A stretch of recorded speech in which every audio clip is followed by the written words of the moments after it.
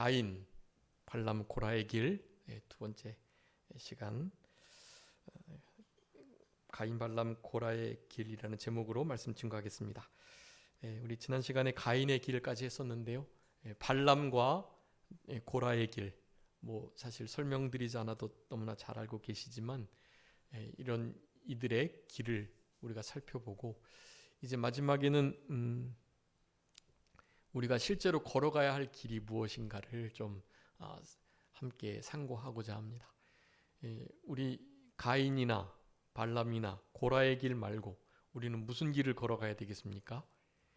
예수 그리스도의 십자가의 길, 그 길을 걸어가는 것입니다. 그 길과 이 길은 너무나 현저한 차이가 있죠. 그렇기 때문에 우리가 원하고자 하는 그 길을 바로 걸어가려면 그 길에 대해서 분명한 이정표, 그리고 그 길의 모습이나 또 그 길의 넓이나 그 길의 입구나 이런 것을 우리가 잘 알아야 하는데요. 그것을 잘 아는 것만큼 사실은 우리가 가지 않아야 할 그 길들을 우리가 또한 아는 것이 중요하다고 하겠습니다. 그러니까 적어도 가인이나 발람, 고라의 길은 가면 안 되는 거예요. 그리고 계시록 2장에 나오는 것처럼 니골라당의 길, 이세벨의 길, 이런 이들의 길은 당연히 가면 안 되겠죠.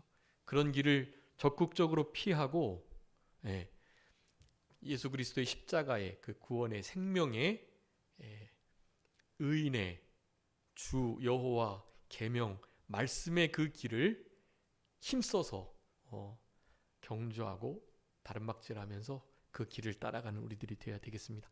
그 길은 우리가 잘 아는 것처럼 사실 평탄한 길이 아니에요. 되게 힘들고 또 실제로 고난이 좀 따르고 고통도 있고 결코 내리막 평지가 아닌, 조금 신앙은 항상 그렇습니다. 올라가는 오르막길이라고 생각하셔야 해요. 우리의 근육을 다 써야 하고 또 그동안에 안 쓰던 근육까지도 써야 하는 그런 길이라는 사실을 언제나 기억하시면서 우리가 적어도 갈래길이 있을 때 이 발람, 가인, 고라, 니골라당, 이세벨의 길, 아합의 길, 이런 자들의 길로 가면 안 되겠죠.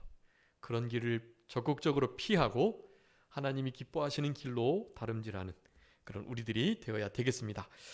오늘 가인의 길은 지난 시간에 우리가 살펴봤던 것처럼요, 아벨의 길과는 다른 길을 의미합니다.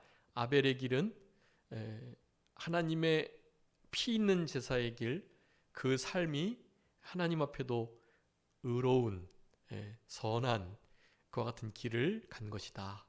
하나님께 최상의 것을 드리려 했다라는 것들, 이런 것들을 기억하시면서 살인자의 길, 교만해서 살인을 하고도 내가 내 아우를 지키는 자니까라고 말하면서 그렇게 하나님의 생명의 주관자 되심을 아주 철저하게 무시하는 그런 길을 결코 가서는 안 되겠다라는 것을 우리가 지난 시간 살펴봤고요.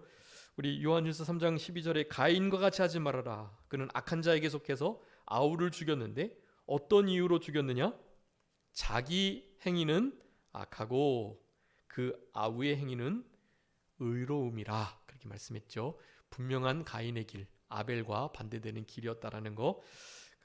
물론 이제 우리 11절 말씀 이후에 12절부터 이런 자들의 길, 그리고 우리 위에서부터 계속 말했던 가만히 들어온 자, 거짓 선지자, 이단들의 그 길을 계속해서 묘사하고 있어요. 그래서 우리 요한 1서 말씀이 1장 1절부터 25절까지 있는데요. 25절 중에 이제 뒤에 우리가 읽지 않았지만 이와 같은 자들, 꿈꾸는 자들, 가만히 들어온 자들, 이 적그리스도와 같은 이런 이들의 그 모습들을 계속해서 묘사하고 있는데요. 그러니까 18절, 19절까지 있어요. 19절. 19절까지 33가지의 그 모습들이 있는 것이에요. 우리 지난 시간에부터 살펴보면 그 4절에 있는 것처럼 경건치 않은 자, 하나님의 은혜를 방탕한 것으로 바꾸는 자, 또 예수 그리스도를 부인하는 자, 이런 말씀 드렸었죠. 네, 그래서 이제 애굽에서 나왔지만 순종하지 않음으로 멸망당한 자, 그리고 자기 지위를 지키지 아니한 처소를 떠난 천사와 같은 자들, 그리고 우리 소돔 고모라 그들과 같이 음란해서 영원한 형벌 가운데 거울이 되었던 자, 이런 모습들을 그렇게 다 묘사하고 있는 거예요. 그래서 12절에 우리 기탄 없이 함께 먹는 자, 애찬의 암초, 자기 몸만 기르는 목자, 바람에 불려가는 물 없는 구름, 죽고 또 죽어 뿌리까지 뽑힌 열매 없는 가을나무, 이런 식의 묘사를 하고 있어요. 이 안에 사실은 아주 중요한 의미들이 있거든요. 그런 것들을 살펴보기 전 일단은 구약에 이미 기록되어 있었던 그들의 모습들을 우리가 분명하게 살펴보는 것이 일단 필요한 일이라고 할 수 있겠습니다. 그래서 우리가 가인의 길, 우리 지난 시간에 살펴봤던 거고요. 자, 오늘은 이제 그 11절 중반전에 나오는 바로 발람의 어그러진 길이다라고 할 수가 있겠습니다. 잠언이나 시편에도 그렇고 악인의 길과 의인의 길이 아주 명확하게 묘사되어 있는데요. 주로 악한 자들의 길은 어떤 길이에요? 굽어져 있는 길이에요. 어그러지고 굽어져 있고 그리고 접혀 있고 그런 길이에요. 그래서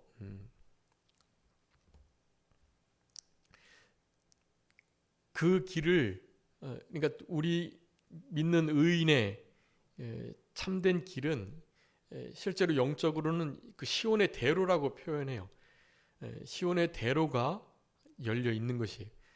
그 대로는 이제 고난이 없다는 의미가 아니라 지성소, 때를 따라 돕는 그 은혜의 보좌, 주님이 거하시겠다고 주님께서 너와 만나주겠다고 하셨던 그 장소, 그 장소로 가는 데 있어서 대로라, 시온의 대로라 표현하는 것이고요.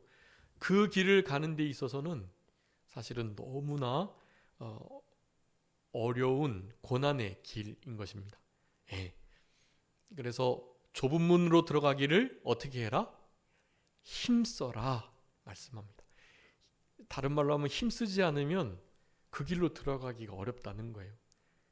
좁은 문으로 들어가고 싶지도 않고 거기는 찾는 사람이 너무나 없고요.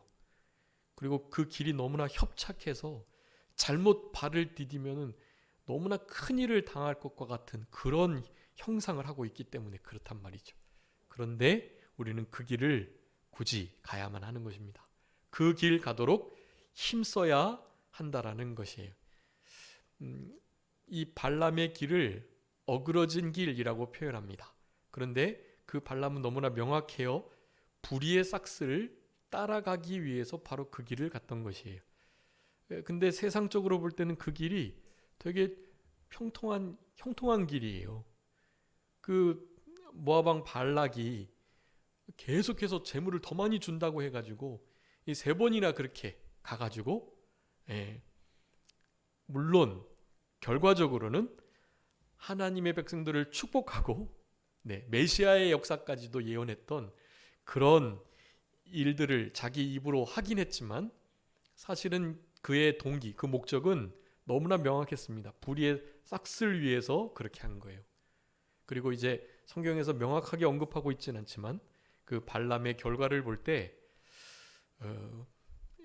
그 이스라엘 백성들이 어떻게 해야 실제로 하나님 앞에 버림을 당할까라는 것을 아마 알려줬던 것 같아요. 그래서 우상 숭배하는 일, 우상 숭배하는 그 제사 속에 여인들을 둬가지고 음란한 일을 행하게 하는 일, 이런 2가지의 아주 크나큰 피할 수 없는 올무를 그들에게 두게 해가지고 이스라엘 백성들이 그 앞에 철저하게 무너지게 되었던 것입니다. 그러니까 그게 발람의 꾀라고 할 수가 있어요. 아마 하나님의 말씀을 대언해서 하나님의 영이 임해가지고는 강력하게 이스라엘 백성들을 축복하게 하고 또 메시아의 역사를 예언하게 하기는 했지만 그 뒤에 이제 헤어지면서 마지막으로 이스라엘 백성들이 어떻게 하면 범죄하여 넘어짐으로 하나님 앞에 우리가 굳이 저주하지 않아도 징계를 받고 저주스러운 고통을 당할까에 대해서 설명을 해준 거라고 할 수가 있겠어요. 묘한 대책을 낸 거죠. 아하, 이렇게 하면 이스라엘 백성들이 넘어지게 되면 범죄에서 하나님의 진노를 피할 수가 없을 것이다. 그렇게 말한 거예요. 근데 그 모든 일들은 무엇 때문이었다? 불의의 대가, 자기가 뭔가를 얻을 만한. 그래서 이 발람이라는 단어 자체가요, 탐욕자 그런 뜻이 있어요. 탐욕자. 그리고 어떤 무리들을 넘어지게 하는 자. 너무 나쁜 이름이에요. 발람은. 네. 모압 왕 발락은 내나 그것 이상으로 나쁜 이름이고요. 하여간 이름대로 되는 것 같아요. 이름을 선한 이름으로 짓는 것이 참 중요한 것 같습니다. 그리고 그런 자녀들에게 우리 부모들이 선한 본을 보이는 것이 더욱더 중요하겠죠. 발람의 어그러진 길, 특별히 불의의 삭슬 쫓아가다가, 여기 삭슬을 위하여라고 말했는데 그냥 정당한 대가, 정당한 삭이 아니라 불의의 삭이라는 것을 분명히 우리는 알아야만 합니다. 베드로후서 한번 읽어주세요. 베드로후서 2장 15절 16절. 베드로후서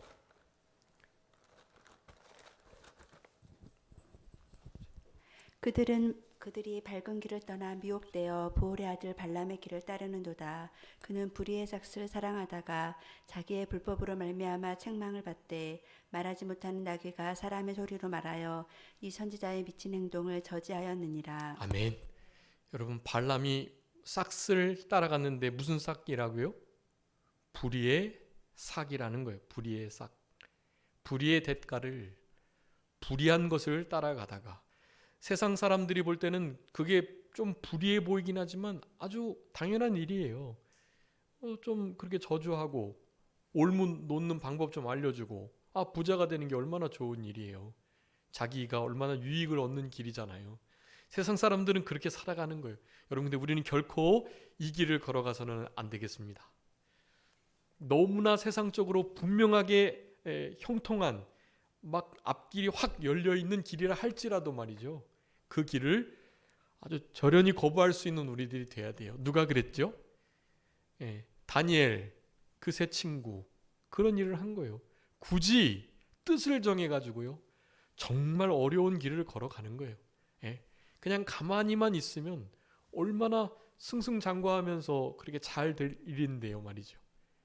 그렇게 죽을 자리로 파고 들어가는 거란 말이죠. 그런 게. 그런데 그것이 하나님 앞에 볼 땐 형통한 길이고요. 여러분, 요셉이 점점 불통해졌잖아요. 형제들에게 배신당해서 팔려오고, 그래서 종노릇하고, 거기다가 강간미수범이 돼가지고 옥살이하고, 뭐 점점 나빠지는데, 그럼에도 우리 하나님께서는 잡혀왔을 때, 보디발의 종으로 팔려갔을 때, 그리고 감옥살이 할 때, 이런 모든 과정 속에서 다른 사람들이 요셉의 무엇을 보았다? 형통함을 보았다라고 말하는 거예요. 형통함을 봤다. 왜 형통해요? 그 상황은 점점 불통하다니까요.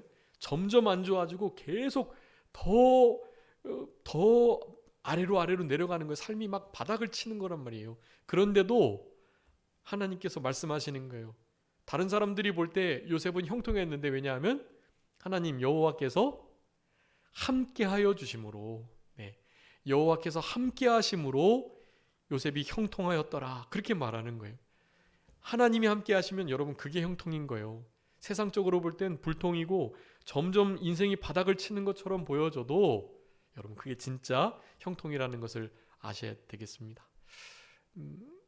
그렇게 내용적으로 굳이 따져보자면 뭐 요셉이나 우리 다니엘 세 친구, 또 느헤미야도 그렇고, 느헤미야도 굳이 녹슬 안 받고 이 성벽 세우느라고 고생을 한단 말이죠.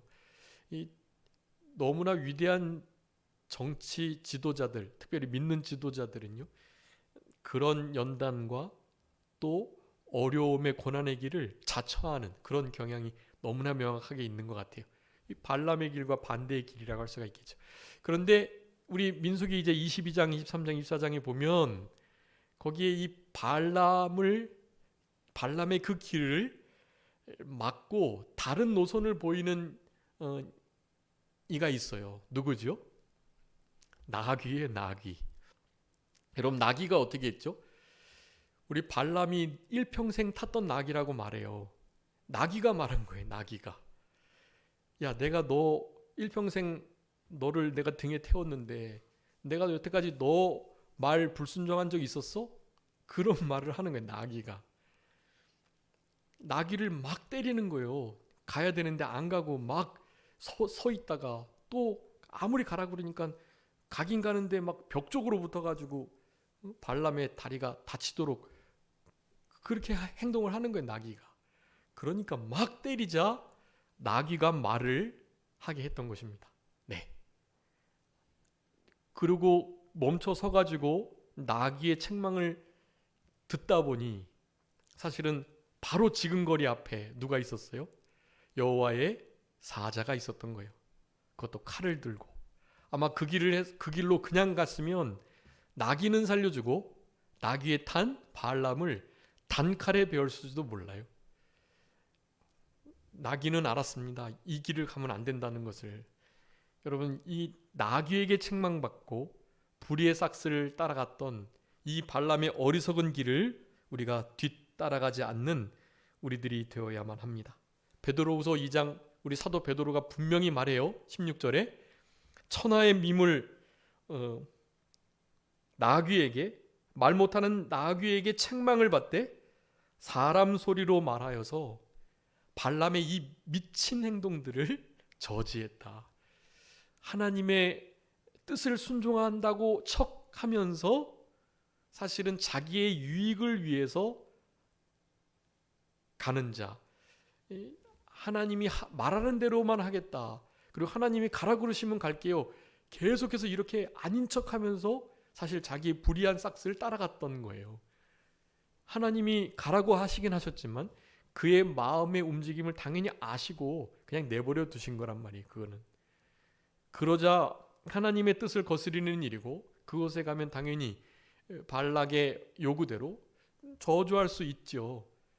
그런 길을 감으로 하나님의 백성들을 망하게 하고 하나님의 뜻을 거스리는 그 일을 사실 마음속에 정하고 가고 있었던 우리 발람에게는 그 길을 더 이상 가지 못하도록 이 천사가 그를 막아서는 게 맞는 거였어요.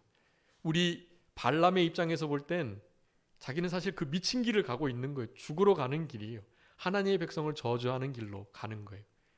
근데 결국에는 저주는 못했죠. 자기가 말한 대로 여호와의 영이 강하게 임하셔가지고 이스라엘 백성들을 축복하는 복을 비는 그런 기도를 했단 말이에요. 예.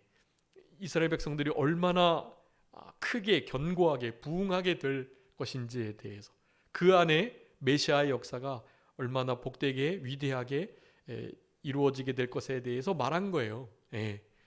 그럼에도 그 모든 일들은 우리 발람의 입장에서 볼 땐 아주 미친 짓이었다.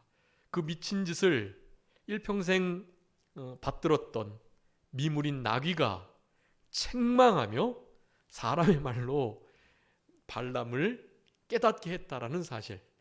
여러분, 어떠한 일이 있어도 이런 자리에 있지 않도록 하셔야 합니다. 발람의 길, 이것은 나귀에게 책망받는 길이에요. 나귀도 가면 안 되는 길이라는 것을 알매도 그 길을 가는 자, 여러분 발람의 길이다라고 할 수가 있겠습니다. 발람의 기도는 그런 기도예요. 하나님의 뜻이 너무나 명확함에도 불구하고 가지 않아야 할 자리, 잊지 않아야 할 것을 가지고 가는 그러한 상태, 발람의 어그러진 길이다라는 것을 우리가 기억하시면서요, 옳지 않은 일을 옳지 않은 줄 알면서도 거절하지 못하고 욕심에 끌려서 가는 길, 그 모든 길이 바로 발람의 어그러진 길이다. 민수기에는 발람을 부올의 아들이라고 묘사하고 있고, 그리고 민수기 22장에 보면 그의 본향이 부돌이라고 되어 있어요. 부돌은 메소포타미아 지역에 있는 고대 지역인데요. 거기는 지금의 이제 이라크 쪽이라고 그래요. 그러니까 아마 이 하나님의 참된 선지자 종은 아니었던 것이 분명해요. 발람은. 예. 그런데 또 혹자들은 또 이스라엘의 선지자라고도 말을 하는데 사실 명확하게는 알 수는 없지만 그가 살고 있던 지역인 부돌 그리고 그 아버지 부올 이 바알 부올에서 아마 나왔을 가능성이 많고 여러 가지 면에서 좀 이방 점술가였던 것 같아요. 근데 그런 일을 하나님께서 사용하신 거죠. 그리고 하나님께서 여호와의 영으로 그렇게 강하게 역사하시는 것을 점술가니까 이게 무속인들 중에 예수의 영 받는 사람도 있다 그러잖아요. 예수의 영을 받아서 이제 당신 이제 점 좀 치러 오지 말라고 그렇게 말하고 사랑하라고 그런데요. 점 더 이상 보러 오지 말라고 예수의 영 받은 무속인은요 그렇게 점을 쳐준대요. 점 보러 다니지 마라 좀. 너 믿는 사람 아니냐 막 그러면서요. 그리고 사랑해야 된다. 무조건 사랑하면 잘 해결이 된다. 이렇게 점을 쳐주는 그런 무속인도 있다 그래요.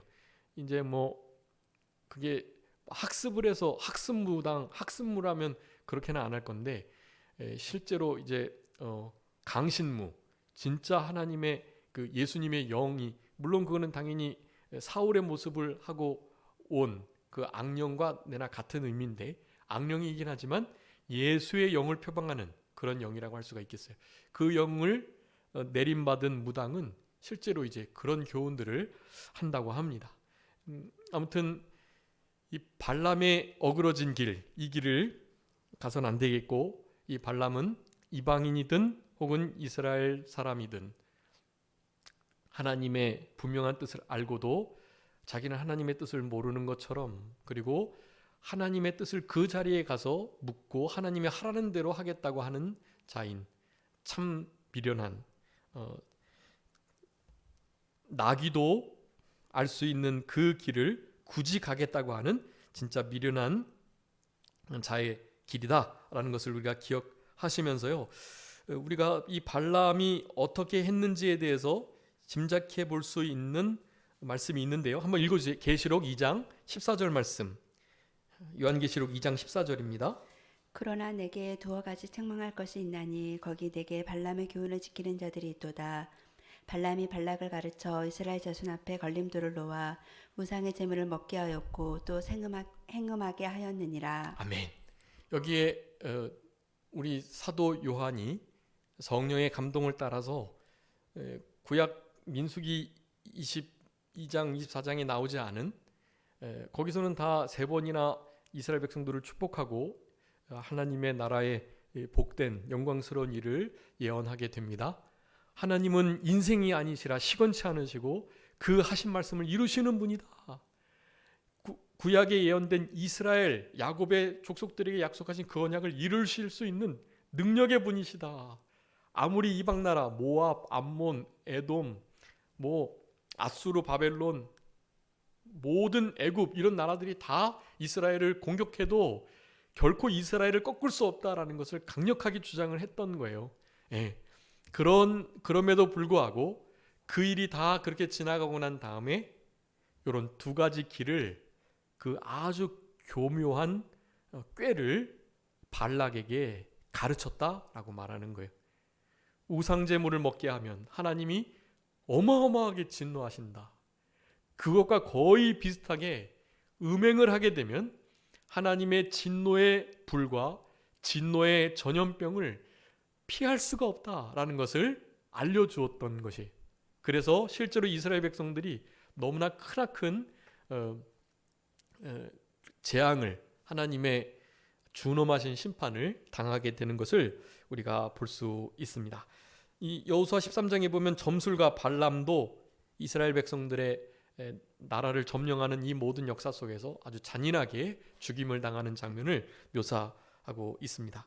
저주를 돌이켜서 복이 되게 하시는 역사가 당연히 있긴 하겠지만 하나님께서 그런 자들의 그러니까 도구로 사용되지 않도록 우리들에게 거울로 이와 같은 발람의 어그러진 길, 불의의 싹을 위하여 자신의 욕심을 따라서 욕심을 가진 기도, 욕심을 가진 신앙생활, 이런 것들을 경계하는 본으로 우리들에게 이 발람의 어그러진 길을 두셨다라는 사실을 우리가 기억하면서요, 마지막 11절 후반절에 보면 고라의 패역을 쫓아서 멸망을 받았다. 네, 그렇게 말합니다. 그러니까 가만히 들어온 자, 꿈꾸는 자, 이 이단자들은요, 결국 다 멸망받을 자들이에요. 광야에서 엎드러졌던 자들처럼요. 네. 그리고 자기 지위를 떠나가지고 하나님을 대적했던 루치퍼, 그 타락한 천사들과 같이요. 그들은 영원한 흑암 가운데 사슬에 매여 어두움 가운데 갇혀 있는 자들이 될 수밖에 없는 거예요. 나중에 두 번째 영원한 불못에 빠지게 될 자들이라는 거예요. 자, 그런 자들의 모습과 같이 결론은 너무나 명확합니다. 이 판결을 받기로 예정됐다 그랬죠. 하나님의 준엄하신 은혜의 자리로 도저히 돌이킬 수 없는, 진짜 하나님이 내버려 두시는, 그리고 영원한 형벌의 대상, 긍휼의 대상이 아닌 하나님의 진노와 저주의 공의의 대상으로 저들을 삼으셨다라는 것을 그렇게 나타내주고 계시는 것이고요. 그렇기 때문에 특별히 이제 이 고라의 패역한 이 길을 우리가 걸어가게 된다면 다른 것이 없습니다. 그냥 망하는 거예요. 이 땅에서 망하고요. 물론 망한다고 영혼까지 망하게 하시지는 않을 거예요. 영혼은 마지막 날에 구원을 얻을 수는 있습니다. 그런데 이루어야 할 구원을 이루지 못하고 우리에게 주어진 모든 환경들이 우리의 신앙 인격이 만들어지고 건설 구원, 우리의 보이지 않는 영적 성전이, 신령한 집이 잘 지어져가는 그 일에 하나도 사용되지 못하는, 그것이 정말로 큰일이에요. 나중에 우리 공심판은 안 받지만 사심판을 받게 되는데, 사심판을 받을 때 다른 이들은 주님을 많이 닮아서 칭찬받고 영광과 존귀, 상급을 누리는데 우리는 그런 게 일절 없는 거예요. 그렇게 되면 얼마나 부끄럽겠어요. 이 구원 자체가 부끄럽다는 말이 아니에요. 고린도서 3장에 나오는 그 부끄러운 구원은 구원이 부끄러운 것이 아니라 영원한 즐거운 영광스러운 천국에는 들어갔지만 다른 이들이 입고 있는 그 영광스러운 생명의 의에 시들지 않는 그런 면류관을 취하고 누리지 못한다라는 면에서의 부끄러움이에요. 그리고 당연히 상대적 부끄러움이 아니에요. 아, 저분은 저렇게 많이 상급 받았는데 나는 이게 뭐냐, 비교해가지고 그렇게 부끄러워하는 게 아니에요. 또 누군가는 나보다 조금 상급을 덜 받으니까 저 사람들과 비교해가지고 내가 그래도 저 사람보단 나으니 다행이네, 이런 식의 우월감을 가질 수 있는 곳이 아니라는 것을 아셔야 돼요. 천국은 그렇게 비교할 수 있는 곳이 아닙니다. 그렇지만 천국에 큰 자와 작은 자, 부끄러움이 있다고 말씀하는 것은, 그것은 하나님 앞에서의 절대적인 부끄러움이에요. 하나님이 나에게 이렇게 큰 은혜를 주셨는데 내가 이렇게밖에 못했구나 라는 부끄러움, 그런 부끄러움이라는 것을 우리가 기억할 때 그곳에서는 비교 우위를 가지고 비교해서 우쭐대고 비교해서 막 자존감이 낮아지고 그런 것이 절대로 아니라는 것을 우리가 기억해야 될 것입니다. 자, 이 고라의 패역한 길을 가게 되면 어떻게 해요? 멸망을 당한다. 당연히 가인도 그렇고 발람의 길도 그렇고 결국에는 다 멸망받을 길이라는 것을 우리가 알아야 되겠습니다. 이 고라의 역사는 민수기 16장에 나오는데요. 민수기 16장에 우리 고라뿐만 아니라 아비람, 단, 온 이런 이들이 250명의 아주 막 내노라 하는 유력자들과 함께 모세와 아론을 대적하는 사건이 나오게 됩니다. 네, 사실 모세와 아론을 대적했지만 누구를 대적한 거예요? 하나님을 대적한 거예요. 그러니 이스라엘 백성들이 광야에서 10번이나 넘게 하나님을 시험하고 배역하고 하나님을 멸시하고 특별히 하나님의 말씀을 무시하면서 하나님을 원망했는데요. 그들이 모세와 아론을 향한 원망은 모세와 아론을 향한 것이 아니요, 누구를요? 여호와 하나님을 향한 것이라는 것을 분명히 말합니다. 성경은. 사실은 모세와 아론을 대적하고 그런데 이제 당연히 모세를 아론과 미리암이 대적한 적도 있었죠. 하나님께서 너와만 말씀하셨냐? 우리와도 말씀하신다라고 말을 했단 말이에요. 그것은 특별히 그 미리암, 그 누님이 그 일을 더욱더 했어요. 그래서 그 문둥병이 미리암에게 들었던 거예요. 아론은 약간 가담은 했지만 그가 모세를 어떻게 분명하게 쓰는 것을 옆에서 분명히 지켜봤기 때문에 모세를, 동생이긴 하지만 모세를 향한 두려움이 있었던 것입니다. 그래서 아론은 문둥병이 걸리지 않고 미리암만 걸리게 되었는데요. 미리암이 훨씬 더 영적으로 뛰어나고 탁월한 결정들을, 육감, 직감을 가지고 아마 해왔기 때문에 그랬을 거예요. 그리고 특별히 모세가 그 이방 여인을 첩으로 취하는 그 일 때문에도 그랬을 거고요. 여러 가지 밉보인 게 있어서 더욱더 그런 대접을 받긴 했지만 하나님은 그것조차도 용납하시지 않으시는 거예요. 너희들과 내가 이렇게 꿈이나 환상이나 뭐 음성으로 들려줘가지고 대화한 것처럼 느껴졌겠지만 모세는 어떤 자이다? 나와 대면하여 친구처럼 얘기하는 자이다. 나는 그와 함께하고 내가 모세와 친구처럼 대면하여 얘기하는 자다. 어떻게 너희들이 그와 같다고 하느냐 하면서 하나님의 준엄하신 심판을 내린 장면을 우리가 기억하는 것이, 그렇기 때문에도 그렇지만 어쨌든 우리의 부패한 인간성을 가진 이들은 사실 그러고 싶은 마음이 있습니다. 특별히 그 위에 있는 조직의 리더자가 우리보다 여러 가지 면으로 부족할 때, 그럴 때 더욱더 그런 일이 심하게 되는 거예요. 그런 면에서는 사실 부족한 그 지도자가 원인을 제공했다고 할 수 있겠어요. 그러니까 그것은 잘못의 퍼센트를 결코 이렇게 무시할 수 없을 것 같아요. 그런 일이 있다면 밉보인, 잘못 보인, 그리고 부족하고 연약함이 잘 만들어지지 못해서 드러난 그 지도자에게도 사실 하나님께서 책망하시고 반드시 하늘나라 상급에서 그 부분에 대한 이를테면 감점이 있을 것이라고 생각이 돼요. 사실 그런 지도자들을 만나는 게 그래서 조금 안타까운 일인 거죠. 안타까운 일이고, 그렇지만 가끔은 그런 것 같아요. 그런 부족한 지도자들을 참된 하나님의 사람들이 섬기도록, 그래서 결국 합력해서 선을 이루도록 하시는 역사들이 늘 있는 것 같습니다. 강하디 강한 모세조차도 이렇게 애굽에서 이제 나온 지 얼마 안 됐을 때요. 그때 최초의 아말렉과의 전쟁이 있었는데 모세가 나이가 사실 많이 들긴 했지만 그래도 옛날에 배운 게 있기 때문에요. 결코 이렇게 호락호락한 사람이 아니에요. 모세가 막 10계명을 받을 때 40일 금식을 2번이나 하면서 돌판을 깎고 메고 가고 그것을 막 던져서 깨뜨려 부숴버리고 이런 일들, 모세는 사실 상당히 기력이 있었던 사람이, 당연히 신명기에 보면 그 마지막 때 하나님께서 그를 거두어 가시려고 할 때 기력이 쇠하지 않았다 그랬거든요. 눈이 흐리지 않고 기력이 쇠하지 않았다 그랬어요. 사실은 가지고 있는 기본적인 그 힘이 상당했던 인물이었던 것을 우리가 짐작해 볼 수 있습니다.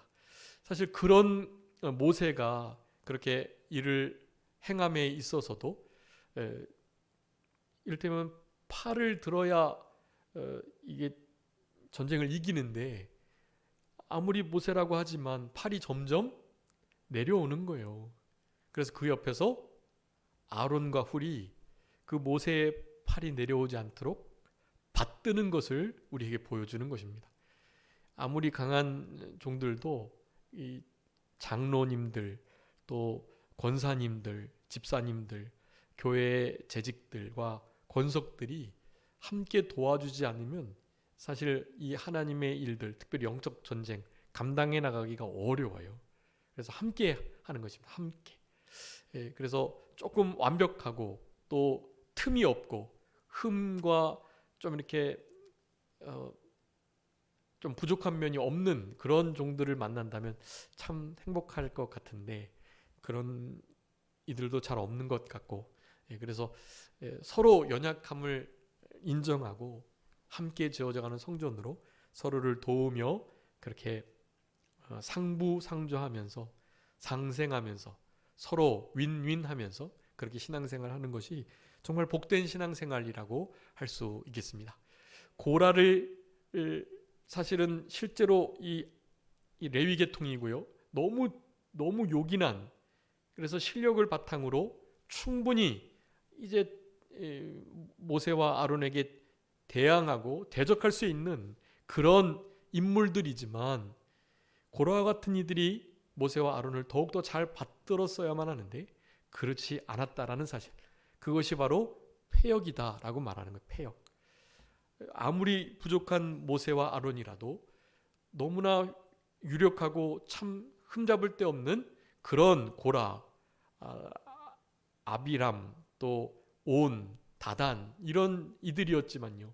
그들 외에 250명이나 되는 이들이 하나님의 종들을 그렇게 대적할 때 그것은 이유가 어떻든지 그것을 패역이다라고 말을 하시는 것을 우리가 기억해야 할 것입니다. 자, 고라의 패역한 길, 당연히 멸망받는 길이다라는 것을 우리가 알아야 하고요.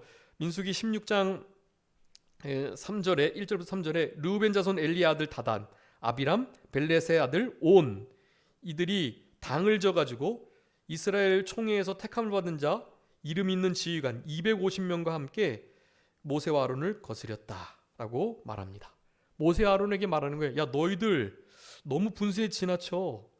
너희들 회중이 이게 하나님의 백성들인데 하나님이 너희들만을 지도자로 쓰고 그러는 줄 알아? 결코 그렇지 않아. 여호와께서는 우리들 중에도 계셔.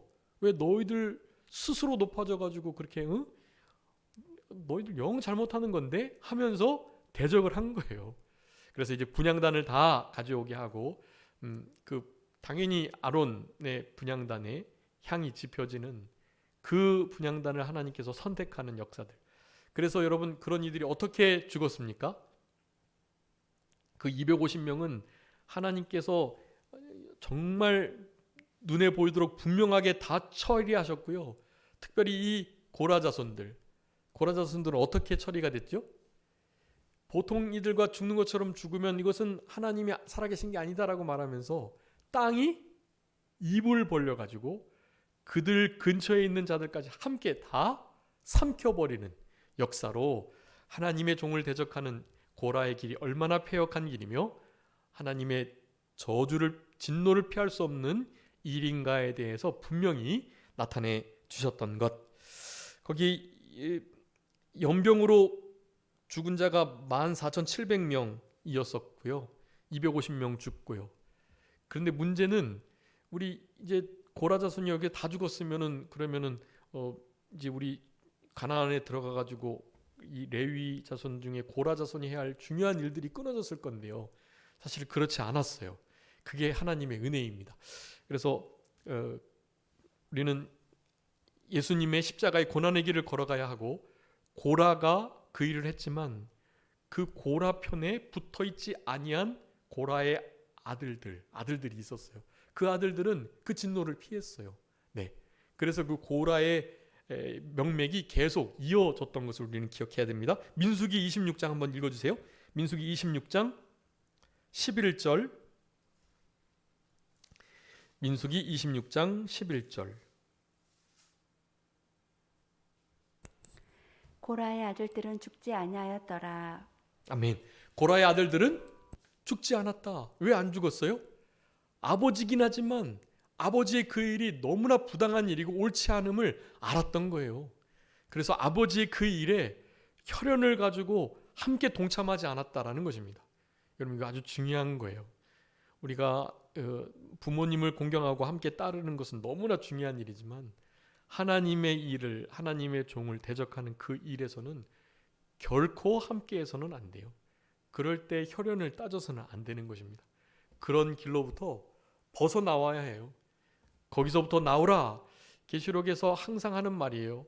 흑암의 세대, 또 어둠의 세대, 그 바벨론으로부터 어떻게 하라? 도망쳐 나오라 라고 말하는 거예요. 아무것도 건들지 말고 그 진노에 참여하지 말고 거기서 나오라, 뛰쳐나오라 라고 말씀하는 거예요. 여러분, 우리도 사실은 도망할 때가 됐습니다. 이제 두 날개를 받고 주님께서 예비하신 광야로 도망가야 할 때예요. 산으로 도망하라 그랬어요. 우리 주님께서 이 마지막 때에 큰 환란이 있을 때 산으로 도망하라고 그랬단 말이에요. 이게 사실은 이 교회를 버리고 절간처럼 그 산으로 들어가라는 그런 의미가 아니라, 주님이 계신 곳, 주님이 나를 연단하시는 곳, 주님을 만날 수 있는 곳, 바로 그 골방, 주님께서 기다리시고 말씀하시고 교제하시고 함께 있겠다고 약속하셨던 그 장소로 피해 가라는 거예요. 여러분, 반시쯤 고요한 때 그 장소를 찾으셔야 돼요. 그 장소를 날마다 찾으시고, 그리고 우리의 삶 속에 쳇바퀴도 돌듯 계속되니까요. 여러분, 그 과정 중에 반드시 주님을 만날 그 장소를 확보하셔야 된다는 거예요. 그곳으로 도망하셔야 되는 거예요. 여러분의 삶 속에 집 안에다가도 베란다나 어느 방 한켠에 골방을 만드셔서 주님께로 피하는 장소를 두셔야 해요. 그리고 그런 장소조차 없다면 여러분이 들이시는 아주 일상적이고 일반적인 시간 속에서 잠시지만 전심으로 간절하게 하나님 앞에 매달릴 수 있는 시간을 또한 드리는 거예요. 시간과 공간을 드리는 일, 그 일이 이 패역한 고라의 길을 가지 않는 아주 중요한 방편이 된다라는 것입니다.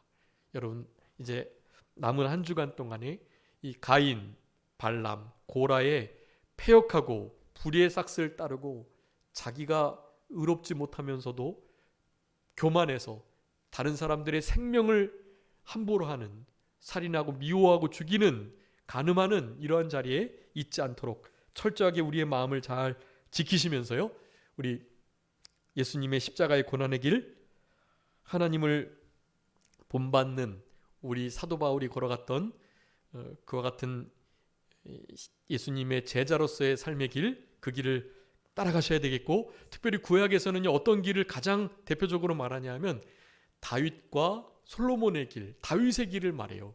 다윗의 길은 사울의 길과 반대되는 길인데요, 당연히 우리 지금 고라의 반대의 길은 여호수아와 갈렙의 길이에요.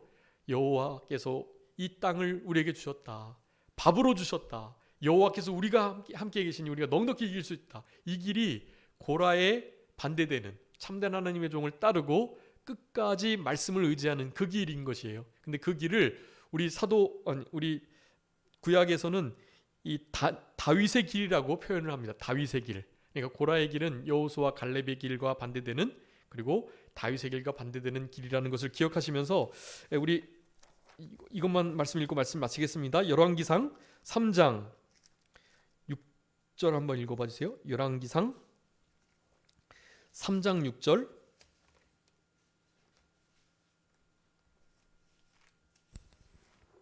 솔로몬이 이르되 주의 종 내 아버지 다윗이 성실과 공의와 정직한 마음으로 주와 함께 주 앞에서 행함으로 주께서 그에게 큰 은혜를 베푸셨고 주께서 또 그를 위하여 이 큰 은혜를 항상 주사 오늘과 같이 그의 자리에 앉을 아들을 그에게 주셨나이다. 아멘. 여러분, 이 길이 바로 다윗의 길이고, 이 길을 솔로몬이 걸어가겠다고 지금 이 말을 하는 거예요. 나는 아버지의 이 길을 걸어가겠다. 이 길을 걸어갔던 아버지가 큰 은혜를 받았고 은혜를 주시되 항상 주시겠다라고 하는 것을 믿고 걸어간 거예요. 어떻게 해요? 공의와 정직과 성실한 마음, 그리고 주 앞에서 주와 함께, 이 5가지 길을 걸어간 거예요. 여러분, 이 길이 가인과 고라와 발람과는 반대되는 길이다. 이 다윗의 길을 우리가 끝까지 걸어갈 수 있는 우리 자녀들이 다 되었으면 좋겠습니다. 자, 기도하겠습니다. 살아계신 우리 아버지 하나님, 감사합니다.